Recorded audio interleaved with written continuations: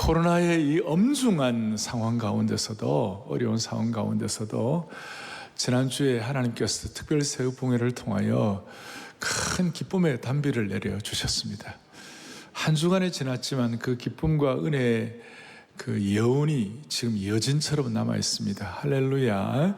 그래서 오늘 제가 말씀을 준비하면서 오늘 하나님 아버지 2단계, 1.5단계, 2단계 넘어간다고 하는 이 상황 가운데 주님 이 시간 은혜의 단비를 내려주십시오. 서초동 반포대로 121번지 하늘문을 여시고 주님이 예비하신 은혜의 단비를 물붓듯 임하게 하여 주십시오. 제가 은혜의 단비, 은혜의 비를 얘기하면서 오늘 첫 번째 봄비의 은혜에 대해서 오늘 스가랴 10장을 또박또박 강의를 할 터인데 여러분들이 말씀 가운데 주께서 무슨 음성을 주시는지 확인하면 좋겠습니다. 오늘 1절에서 보니까 1절을 다시 한번 앞에 볼 때 뭐가 올 때예요? 봄비가 올 때에, 봄비가 올 때에. 그래서 이 은혜의 단비와 상응하는 서로 이 연결되는 단어가 하나 있다면 은혜의 봄비, 봄비 이렇습니다. 발음이 봄비가 맞는지 봄비가 맞는지 본인 좋을 대로 하십시오. 그 본인 태생한 데에 따라서 저는 봄비가 좀 더 편한데 표준말은 봄비라고 그러더라고요. 하여튼 은혜의 봄비가 있기를 원합니다. 이 봄비는 풍성한 수확과 추수를 위해 꼭 필요한 것으로 하나님이 그의 백성들에게 주신 참된 복을 상징한다고 말할 수 있습니다. 이스라엘의 우기가 봄철에 끝나기 때문에 봄비를 늦은 비라고 한다. 이 내용을 여러분들이 잘 숙지를 해야 되는데 이 봄비를 말콧이라고 하는 그런 원어를 쓰고 있는데요. 이스라엘의 계절은 저희들과는 조금 반대예요. 가을에 10월, 11월에 파종을 할 때의 비를 그야말로 우리식으로 가을비인데 그 가을비는 뭐냐면 이른비예요. 그리고 3, 4월에 수확을 할 때 내리는 비는 그걸 늦은 비인데 그것을 봄비라고 하는 것이에요. 그러니 우리 생각은 좀 반대예요. 다시 한번 늦은 비가 봄비입니까? 이른 비가 봄비입니까? 이게 자, 다시 한번 늦은 비가 봄비입니까? 이른 비가 봄비입니까? 늦은 비가 봄비입니다. 그런데 이 늦은 비가 봄비가 되는데 이것은 왜 중요한가? 이른 비는 파종하고 이렇게 하는 것이지만 씨를 뿌리고 할 때 필요한 비인데 늦은 비가 봄비가 제대로 내려지지 않으면 그 모든 추수 때 열매와 이런 것들이 제대로 결실을 못하고 제대로 알곡이 익지를 못하는 것이에요. 그래서 반드시 늦은 비에 봄비가 필요한 것이에요. 우리가 생각할 때 추수 때 비가 오면 곡식 썩지 않는가? 이스라엘하고 우리랑 완전히 다르고 건조하고 메마른 그런 곳이기 때문에 반드시 추수의 시기에는 늦은 비, 봄비가 내려져야 추수를 할 수 있는 것이에요. 그걸 뒤에서 그렇게 써놓았어요. 이 봄비가 얼마나 필요한지 욥기 29장 23절에 이런 말씀이 있어요. 그들은 같이 읽어볼까요? 그들은 비를 기다리듯이 나를 기다렸으며 봄비를 맞이하듯이 입을 벌렸느니라. 이야, 추수를 위하여 입을 벌리고 내리는 비를 맛보려는 농부의 모습이 한편의 그림처럼, 그림 언어처럼. 그래서 저는 오늘 이 말씀을 준비하면서 주여 은혜의 봄비를 주옵소서. 은혜. 그러면 또 요새 비는 산성비인데 그 맞아가 되겠습니까? 완전히 달라요. 그 옛날 그 추수 때를 기다리는 간절한 농부의 모습을 가지고 오늘 어쨌든 간에 이 예배를 통하여 한 번도 예외 없이 은혜의 봄비를 경험하기를 바라는 것이에요. 여러분 생각해 보세요. 늦은 비가 없으면, 봄비가 없으면 추수의 때를 맞출 수가 없어요. 추수의 때를 놓친 곡식들, 비가 내리지 않아 말라 비틀어진 이삭과 열매들, 거북이 등껍질처럼 쩍쩍 갈라진 전답을 볼 때 농부들의 마음은 타들어갈 수밖에 없는데 늦은 비, 봄비가 내릴 때 기대하는 것이. 그래서 신명기 11장 14절에 여호와께서 너희에게 이른 비 늦은 비를 적당한 때에 내리시리니 너희가 곡식과 포도주와 기름을 얻을 것이다. 적당한 때에 하나님 봄비를 내려 주십시오. 봄비를 내려 주십시오. 이런 봄비, 영적인 봄비, 이런 은혜의 단비, 이것이 오늘 우리에게 무슨 의미가 있습니까? 호세아 선지자가 호세아 6장 3절에 이런 내용이 나와 있어요. 같이 크게 보겠습니다. 그러므로 우리가 여호와를 알자, 힘써 여호와를 알자. 그의 나타나심은 새벽빛같이 어김없나니 그 다음에 비와 같이 땅을 적시는 늦은 비와 같이 우리에게 임하시리라 하니라. 아멘, 아멘. 땅을 적시는 늦은 비가 무슨 비입니까? 봄비예요. 은혜의 비요, 봄비요, 축복의 비라고 말할 수가 있습니다. 사랑하는 형제 자매 여러분, 오늘 이 시간 이 은혜의 봄비를 기대해 보십시다. 오늘 이 황망하고 이 코로나 2단계 올라간데 2.5대 이런 상황 가운데서 하나님 아버지, 우리 개인도 우리 가정도 특별히 한국에 있는 5만여 교회를 불쌍히 여겨 주시사 은혜의 봄비와 축복의 늦은 비를 통하여 모든 교회들을 주여 하나님의 은혜의 방패로 막아 주십시오. 그리고 오늘 목회자로서 오늘 저는 봄비가 그 다음에 뭐라고 됐냐면요, 여호와의 비를 구하라. 무리에게 어떤 비같이 내린다고요? 소낙비처럼 내리라.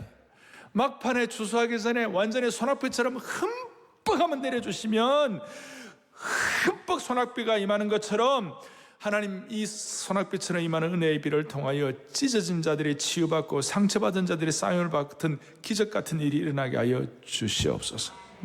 가물음의 마른 땅에 단비를 내리시듯 성령의 봄비, 성령의 단비를 내리셔서 우리 모두를 싸매어 주시기를 원하는 것입니다.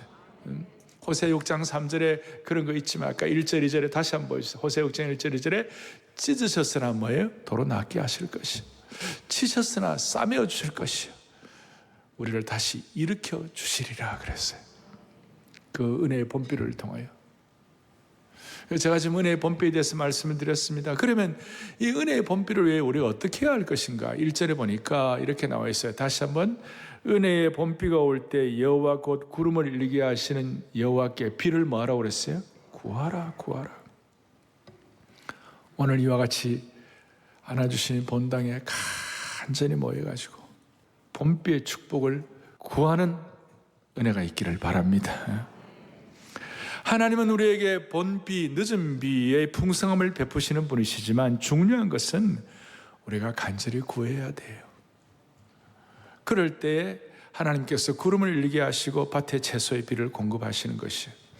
우리 하나님은 우리가 하나님의 자녀이기 때문에 알아서 주실 때도 많아요. 때때로 알아서 필요할 때 자식에게 줄 때 많습니다만, 그래도 우리가 구해야 하는 이유는 구하고 구하는 사이에 아버지와 아들이 인격적인 상호작용을 통하여 끈끈한 인격적 관계가 더 돈독하듯이 하나님과 우리의 인격적 관계가 더 강화되는 것이에요. 그리고 우리가 간절히 구해야 후유증이 없어요. 그냥 얻으면 좋은 줄 몰라요. 간절히 구해서 얻는 그것이 우리로 하여금 하나님의 자녀로서의 은혜를 유지하게 만들어주는 것이에요. 후유증 없는 은혜가 우리에게 있기를 바랍니다. 1절 뒤에 보니까 우리에게 소낙비를 내려서 밭의 채소를 누구에게 주시리라? 각 사람에게 주시리라. 구하는 자에게 각 사람에게 주신다는 것은 은혜의 봄비는 누구나 상관이 없이 공급해 주신다는 것이에요. 그래서 오늘 마음속에 하나님 아버지 이 봄비를 간절히 사모합니다. 사모합니다. 야고보 사도가 말하기를 너희가 얻지 못하면 구하지 아니하기 때문이에요. 구해야 돼. 하여튼 뭔가 오늘 말씀 가운데 와닿으면 하나님 그 말씀에 기도의 제목을 하나님 앞에서 주님 간절히 구합니다 하는 그 마음의 소원을 가지고 주님 앞에 나아가기를 바랍니다. 흔히들 우리가 구하는 기도는 어떻게 보면 좀 이렇게 좀 얕은 기도라고 그러고 구하는 기도는 좀 저급하다고 생각하고 그 얘기를 물론 그럴 때가 있어요. 우리가 너무 달라달라 하는 것도 문제가 있긴 하지만 그러나 절박할 때에, 정말 절실할 때에 구하는 것은, 이것은 하나님과 나와의 관계를 더 깊이 하게 하는 건 줄로 확신하셔야 되는 것이에요. 구할 때 어떤 은혜를 주시는가? 신명기 28장 12절을 또박또박 같이 우리 보겠습니다. 여호와께서 너를 위하여 하늘의 아름다운 보고를 여시사 내 땅에 때를 따라 비를 내리시고 내 손으로 하는 모든 일에 복을 주시리니 너가 많은 민족에게 꾸어줄지라도 너는 꾸지 아니할 것이요. 할렐루야. 하늘의 보고를 때를 따라 열어주셔서 비처럼 내려주신다는 것이에요. 하늘의 보고라는 말이 excellent treasure, 아주 그냥 최상의 보물의 창고를 하나님이 열어주시는 것이에요. 봄비와 같이. 그리고 이 은혜가 있을 때 남에게 꾸어줄지언정 꾸는 인생은 되지 않는다. 어떤 사업가께서 나중에 장로님이 되셨는데, 제가 아는 장로님이 이 구절을 약속의 말씀으로 받았어요. 하나님 아버지, 부족한 종이 기도하지만 그러나 하나님은 부족하지 않사오니 하나님의 excellent treasure, 하늘의 보물 창고를 열어주셔서 꾸어줄지라도 꾸는 인생 되지 말고 그야말로 남들에게 꼭 축복의 은혜의 저수처럼 살게 해달라고 그렇게 해서 기도함으로 말미암아 나중에 이 장로님이 사업에 큰 복을 받았어요. 여러분, 뭔가가 여러분들에게 딱 와닿으면, 어린아이처럼 순전하게 어떤 말씀인데 딱 와닿으면 그 말씀을 가지고 집중해서 기도하면 하나님이 일하시는 것이에요. 그게 믿음이에요. 그게 믿음이에요. 우리가 봄비를 구한다는 것은 하늘의 영광스러운 창고와 보고를 열어달라는 것입니다. 그러니까 순전한 마음으로 주님 은혜의 봄비를 내리셔서 이 민족 한국교회를 보호하여 주십시오. 왜 이렇게 간절히 구해야 합니까? 왜 간절히? 오늘 우리 상황을 보면요, 우리가 어떨 때는 너무 무능함을 느껴요. 어떤 분들은 내가 영적으로 파산한 것 같은 느낌을 가질 때가 있어요. 어떤 분들은 너무 궁핍한 것 같은 느낌이 있어요. 그러니 여러분, 하나님께 의존하지 않으면 내가 살 수가 없는 존재라는 것을 절감할 때마다 우리는 하나님께 구하는 것이에요. J.I. 패커와 같은 지성신학자, 아주 지성인이에요. 그런 지성인이 뭐라고 그러냐면, 기도가 뭔가 그랬을 때 패커의 고백이에요. 같이 보지요. 하나님의 보좌 앞에서 우리 모두는 영적 거지들이라는 거예요.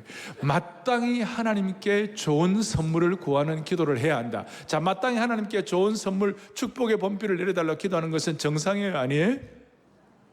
기도는 뭐예요? 절실한 필요를 공급해달라고 구하고 비는 것이다. 넓은 의미에서 구하는 것은 기도의 진수이다. 우리의 형편을 바라볼 때에 우리는 기도하지 않으면 살 수가 있겠습니까, 지금? 간절히 구하는 것이 기도의 진수가 되는 것입니다. 이것이 기도의, 우리의 필요를 하나님께 요청하는 것은 기도의 기본이요, 기도의 핵심이라고 말할 수 있습니다. 이런 차원에서 웨스트민스터 우리 요리 문답, 거기에 기도란 무엇인가라는 질문에 대해서, 기도는 우리의 바라는 바를 하나님께 올려드리는 것이다. 지난 수백 년 동안 하나님의 언약의 백성들, 복음을 믿고 생명의 역사를 깨달은 하나님의 백성들이 아주 심플하게 기도가 뭐냐 그랬을 때, 기도는 우리의 바라는 바를 하나님께 올려드리는 것이다. 기도의 내용도 중요하고 기도의 태도도 중요하고 기도의 형식도 중요하지만 참으로 중요한 것은 기도는 하나님께 구하는 것임을 알아야 하는 것입니다. 그래서 성경 곳곳마다 환난 날에 나를 구하라, 부르라, 내가 너를 건지겠다. 시편 60편 8절에 보니까 백성들아 시시로 그를 의지하여 그의 앞에 구하는 마음을 가지고 토하라 그랬어요.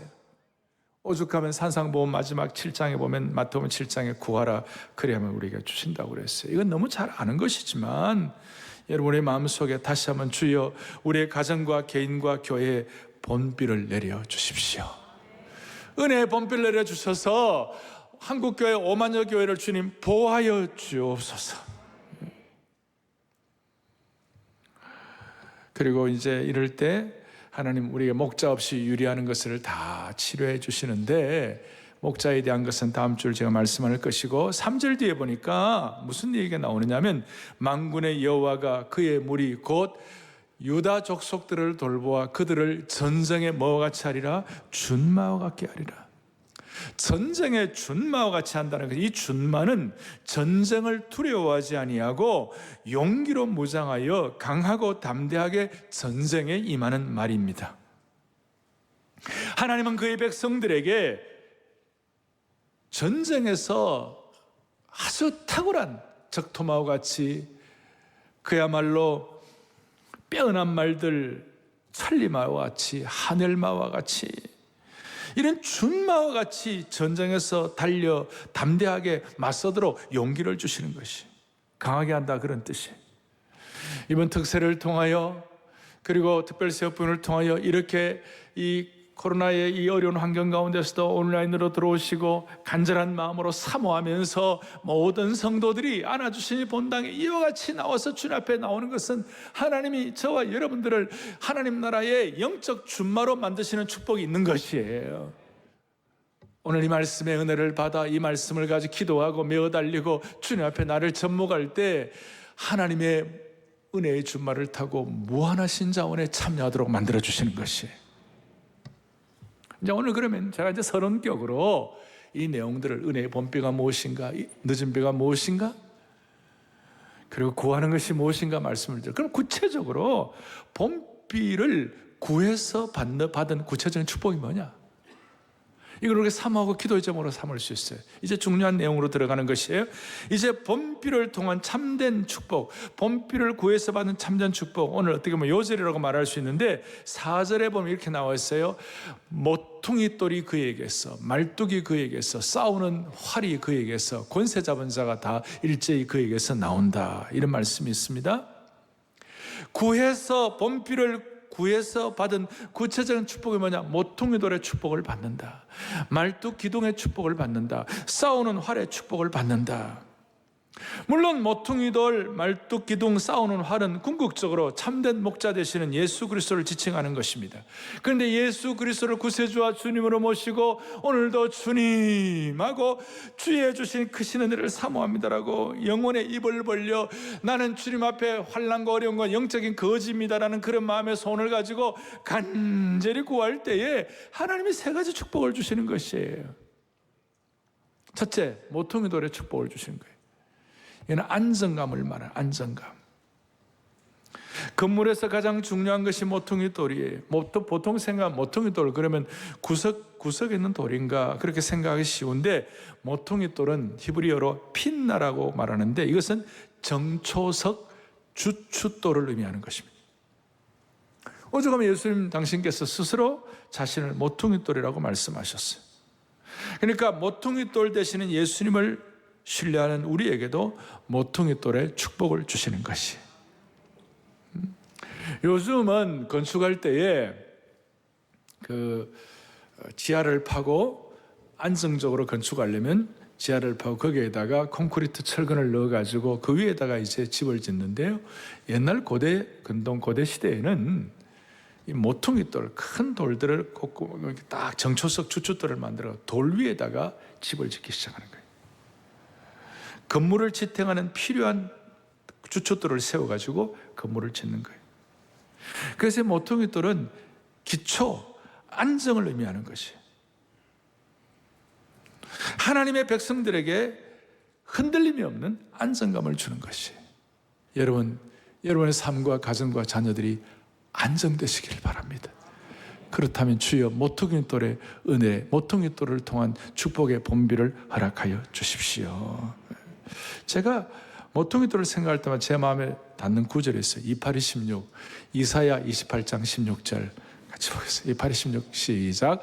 그러므로 주 여호와께서 이같이 이르시되 보라, 내가 한 돌을 시온에 두어 기초를 삼았노니 곧 시험한 돌이요 귀하고 견고한 기초돌이라 그것을 믿는 이는 다급하게 되지 아니하리로다. 할렐루야. 저는 이 모퉁이 돌의 은혜를, 기초돌의 은혜를 믿으면 그 사람은 다급하게 되지 아니하리로다. 헐떡거리지 아니하리로다. 삶이 요동하지 않으리로다.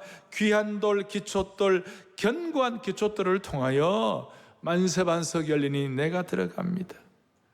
의가 없는 자라도 도와주신 바라고 이 모퉁이 돌 되시는 그 은혜 가지고 빈손들과 앞에 오지만 하나님 내 인생에 안정감을 허락하여 주십시오.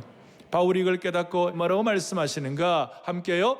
너희는 사도들과 선지자들의 터 위에 세우심을 입은 자라. 그 다음에 그리스도 예수께서 친히 모퉁이 돌이 되셨느니라. 할렐루야. 인생의 폭풍이 불고 부정이 판을 치고 끝이 보이지 않는 혼란이 있다 하더라도 예수님을 내 인생의 모퉁이 돌로 세우면 기초가 단단해지고 안정적으로 요동하지 아니하고 심지어 다급하지 아니하고 헐떡거리지 않는다는 것이에요. 어떤 지옥의 권세도 감히 넘보지 못할 인생이 된다는 것입니다. 오늘 어린아이처럼 순전한 마음으로 주님 내 인생의 모퉁이 돌 되게 하신 거 감사합니다. 그거 믿으니 주님 은혜의 봄비의 축복을 믿으니 축복의 봄비를 통한 모퉁이 돌의 은혜를 믿으니 주님 더 이상 헐떡거리지 아니하고 다급하지 아니하고 흔들리지 말게 하여 주시옵소서. 두 번째로는 천막의 말뚝의 은혜예요. 이 말뚝의 은혜는 한마디로 이 천막을 튼튼하게 인내, 어떤 경우 인내하는 거예요. 이 말뚝은 천막을 폭풍이 날아가지 않도록 고정시키는 역할을 하는 것입니다. 그리고 우리가 천막의 말뚝이라 그러면 우리가 텐트 칠 때 옆에다가 폴대 세우는 그게 아니고 이것은 견고한 천막을 제대로 하기 위하여 중앙에 기둥처럼 쫙 올리는 큰 기둥, 그게 이 말뚝이에요. 정확하게 말하면 말뚝 기둥이에요. 봄비의 축복은 우리에게 말뚝 기둥의 은혜를 주실 줄로 믿습니다. 견고한 인내의 상징이라고 말할 수 있습니다. 장막 세울 때 한가운데 있는 강고하고 튼실한 장대 기둥이에요. 이 말뚝은 비바람과 폭우가 몰아칠 때에 천막을 강하고 든든하게 붙잡아 주는 것입니다. 선한 목자 되신 우리 주님께서 오늘 이 말뚝 기둥의 은혜를 믿는 사람들에게, 봄비 은혜를 믿는 사람들에게 인생의 폭풍 가운데서도 기둥처럼, 바람 가운데서도 말뚝 기둥처럼 참을성을 갖고 믿음 있게 인내하고 견고하게 설 수 있도록 좀 이랬다 저랬다 하지 아니하고 일관성을 가지고 무슨 바람이 불어도 든든한 삶의 폭풍을 견디는 말뚝 같은 인내심과 은혜를 여러분들에게 주시기를 바라는 것입니다. 코로나 어려운 시대고 기독교가 공격도 받고 이런 시대에 우리 다 흔들림 없이 세상에 어떤 공격이 들어온다 할지라도 무슨 이단이 오고 과격한 무슨 사회주의, 공산주의, 이슬람, 그 다음에 종교다원주의, 인본주의, 인문학 이런 것들이 막 들어온다 할지라도 다 흔들림 없이 주춧돌처럼 안정감을 가지고 말뚝기둥처럼 견고하게 서 있는 축복을 주셨으면 좋겠습니다. 세 번째로는 싸우는 활입니다.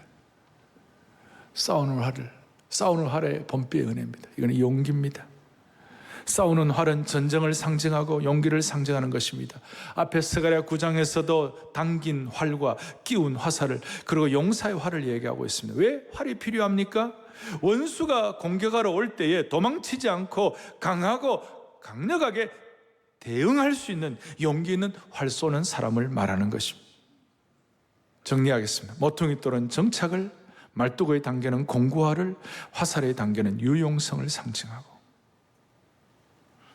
그 결과 5절에 싸울 때에 용사와 같이 된다.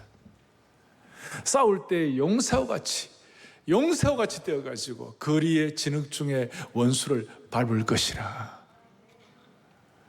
여호와가 그들과 함께 앉아 그들이 싸워 말탄 자들을 부끄럽게 하리라.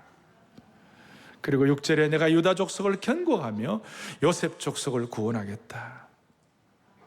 여러분, 이런 말씀을 우리가 지금 들어도, 코로나 시대 우리가 들어도 은혜가 되는데, 모든 거 다 날리고 아무것도 없는, 포로로 잡혀갔다가 다시 돌아와가지고 아무것도 없는 그 핍절한 상태에서 이런 말씀을 들었을 때 얼마나 큰 용기가 생기고 웬만한 벽은 뛰어넘고 웬만한 벽은 돌파할 수 있는 말씀의 능력과 지혜가 그들의 가슴 속에 확증이 되었을 것이에요.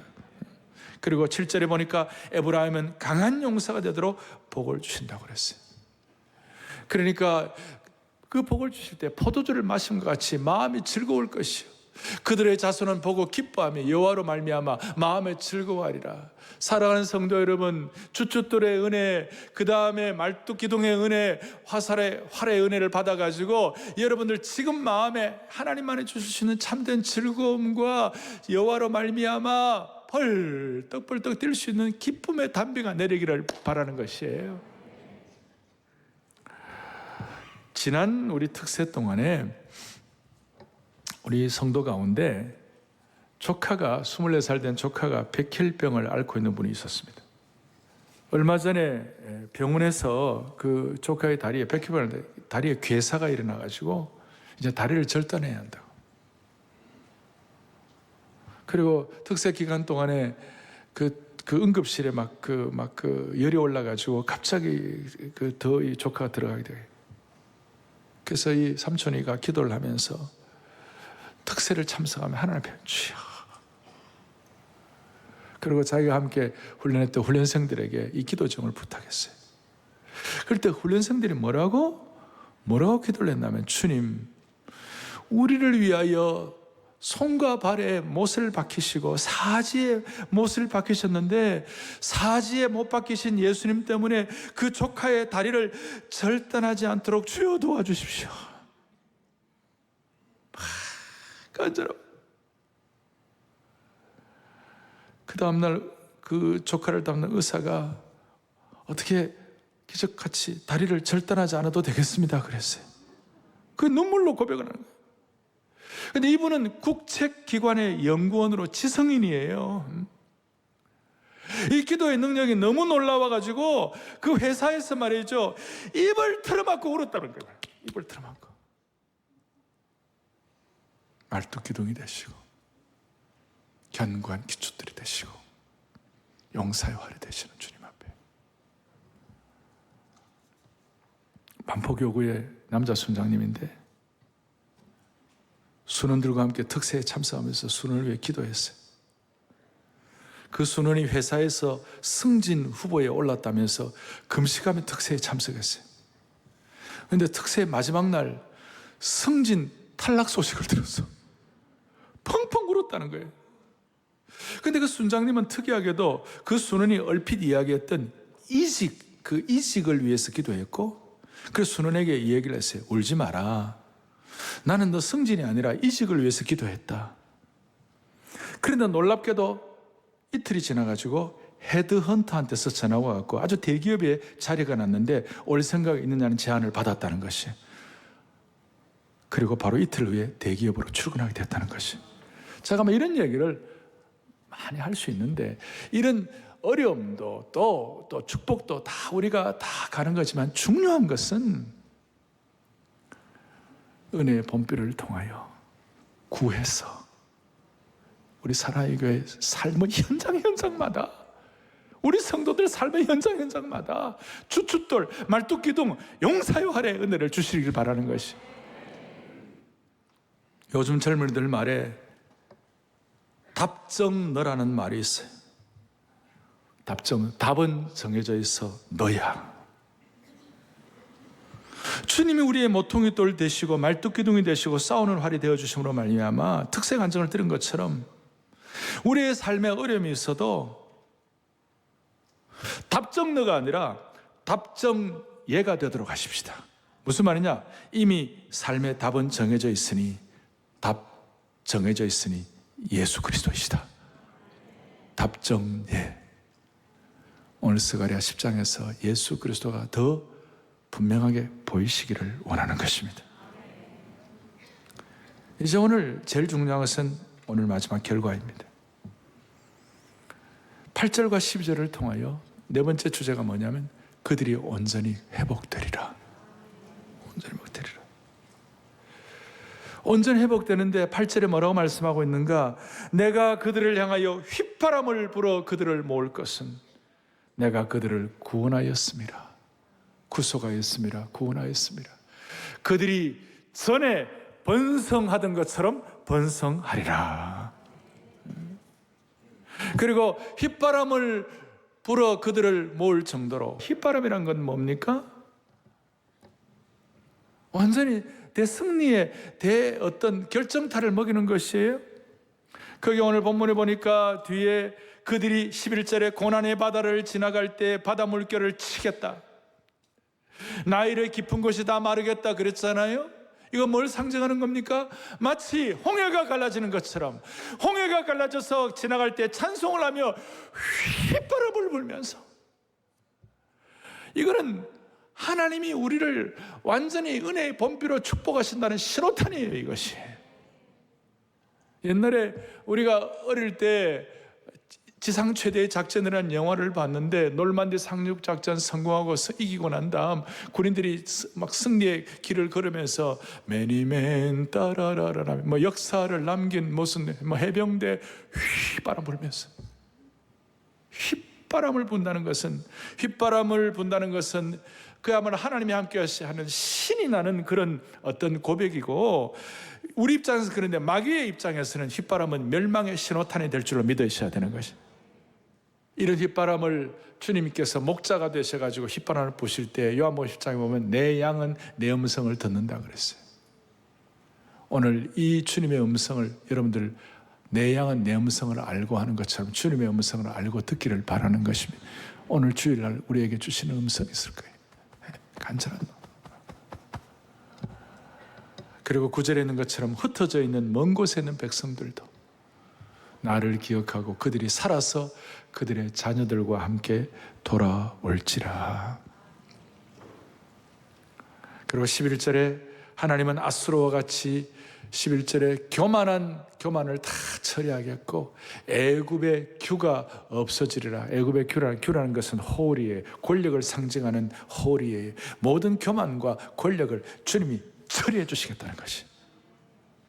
그럴 때 바다의 파도가 잔잔한 날이 다가온다는 것이고, 이스라엘 백성들에게 고통과 고난을 주었던 아수르와 애굽 같은 그런 원수들을 심판하신다는 것이.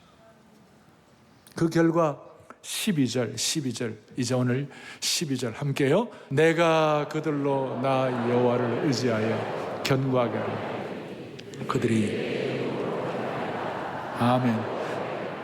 아멘. 내가 오늘 이 시간 그들로 할 때 여러분 이름 오정현으로 하여금, 여러분들 오늘 찬양대로 하여금, 여러분 한 분 한 분 이름 불러가면서 여러분들 한 분 한 분들을 여호와를 의지하여 뭐하게 한다고요? 견고하게 한다. 이 견고하게 한다는 말을 오늘 잘 정리를 하고 돌아가셔야 돼요. 이거는 그냥 어느 정도 좀 보완한다, 좀 제대로 이렇게 어느 정도 약한 부분을 좀 보강해 준다, 이런 정도가 아니고 우리의 전 인격을 새롭게 하시고 견고하게 하신다는 뜻이에요. 여기는 영적인 갱신과 변혁과 부흥이 다 들어와 있는 것이, 견고하고 영적으로 강해진다는 것이. 우리들 가운데 오늘 교회 지도자들, 중직자들, 한국교회의 모든 성도들 가운데 하나님, 나는 한 번도 그동안 주님을 위하여 강하지 못했습니다. 이 코로나 시대에 벌벌벌 떨면서 하나님의 역사 앞에 나는 한 번도 강하지를 못했습니다. 나는 늘 헤맸으면, 나는 늘 약했습니다. 그런 분들, 그렇게 탄식하는 성도들이 있다면 모퉁이돌 되시는 주님의 이름으로, 말뚝기둥 같은 주님의 이름으로, 싸우는 활 같은 주님의 이름으로 주님 안에서 강해지시기를 바랍니다. 강해지셔야 돼요. 나는 한 번도 강해보지 못했다, 이런 분들을 주님이 견고하고 강하게 세워주시기를 원하는 것이. 강하다는 말이 뭔가, 강해진다는 말이 뭔가 참 위로가 격렬된 거예요. 어떻게 보면 오늘 말씀의 꽃이에요. 그것이 6절에 있어요. 6절 다 함께 6절 이렇게 나와요. 시작. 그들은 내가 내버린 일이 없었음 같이 되리라. 나는 그들의 하나님 여호와라. 오늘 저 말씀이 저게 막 살아왔어요. 내가 너를 버린 일이 없었음 같이 되리라. 무슨 말이냐? 우리 모두가 다 과거가 있어요. 아픔도 있고 트라우마도 있고 상처도 있고, 어떨 때 생각하면 정말 열받고, 어떨 때 생각하면 정말 가슴 아리하고, 어떨 때 생각하면 죽음으로 들어가고 싶고, 다 부족한 건 있는데 그 모든 것들이 없었음 같이 되리라. 그 모든 연약함과 그 모든 아픔과 그 모든 실수가 없었음 같이 되게 하여 주시리라. 마치 창세기 3장에 하나님께서 범죄하지 않은 것처럼, 그렇게 에덴 동산에 회복을 하시는 것처럼 그렇게 완전한 회복을 허락하여 주시리라. 그래서 오늘 이런 내용을 보면서 컴퓨터에 여러분 완전 삭제라는 말이 있어요. 우리의 과거에 누추하고 상처받고 고통스러운 모든 것들을 주님 완전 삭제하듯이, 컴퓨터를 리셋하듯이, 요즘 컴퓨터 전문 용어로는 공장 초기화라고 있어요. 창조 하나님께서 공장 초기화, 리셋, 완전 삭제를 해주시는 은혜를 주신다는 것이, 이게 은혜의 본비예요. 이게 은혜의 늦은 비와 축복의 단비가 되는 줄로 확신하는 것입니다. 이걸 생각할 때마다 주님께서 내 삶의 과거의 안타까운 일들이, 내 과거에 문제된 일들이 마치 없었던 것처럼 해주신다고 하니까 얼마나 기가 막힙니까? 제 가슴이 뜨거워지는 거예요. 사랑하는 교우들이여, 이 본비의 축복이 얼마나 압도적으로 좋았으면 내버린 적이 없었던 것처럼, 모든 그리스도인들에게 내버린 적이 없었던 것처럼, 여러분 적당히 좋아갖고는 내버림을 당한 적이 없었던 것처럼 되지 못합니다. 아픈 과거를 잊어버릴 정도가 되려면 압도적으로 좋아야 되는 것입니다. 압도적인 은혜의 본비가 내려야만 하는 것입니다. 말씀을 마무리하겠습니다. 이런 말씀을 들을 때 이 말씀에 어린아이처럼 순전하게 와닿기를 바랍니다. 마음이 너무 굽어지고, 마음이 너무 비판적이고, 너무 이성적이고, 너무 의심이 많으면요, 비판의 영이 임하면 우리가 이런 것들을 받아들일 수 없어요. 그래서 잠언에 보면 마음이 굽은 그릇이 되면 안 된다. 마음이 굽은 자는 복을 얻지 못한다 그랬어요. 그리고 강팍함, 28장에 항상 경외하는 자는 복되거니와 마음이 강팍하게 하는 자는 재앙에 빠진다 그랬어요. 굽은 마음, 강팍한 마음 주님 제하여 주시옵소서. 제하여 주십시오. 그리고 이 이른 비와 늦은 비, 특별히 늦은 비, 은혜의 봄비는 신약에서는 성령의 기름 부음을 상징하는 것입니다. 빈들의 마른 풀같이 시들은 나의 영혼 간절히 기다리네. 은혜의 봄비, 오늘의 봄비로 내리는 성령 내게도 주옵소서 그랬어요. 신약시대에는 이것이 늦은 비의 봄비가 바로 성령의 역사예요. 성령님을 사모하며 오늘 다 정리하십시다. 주여, 이른 비와 늦은 비의 축복을 간구합니다. 세 가지 하나님이 예배하신 구체적인 현장을 경험하게 하시고, 마치 내 삶의 과거의 모든 것들이 깨끗하게 정리된 것처럼 다시 한번 영적으로 강하게 하여 주옵소서.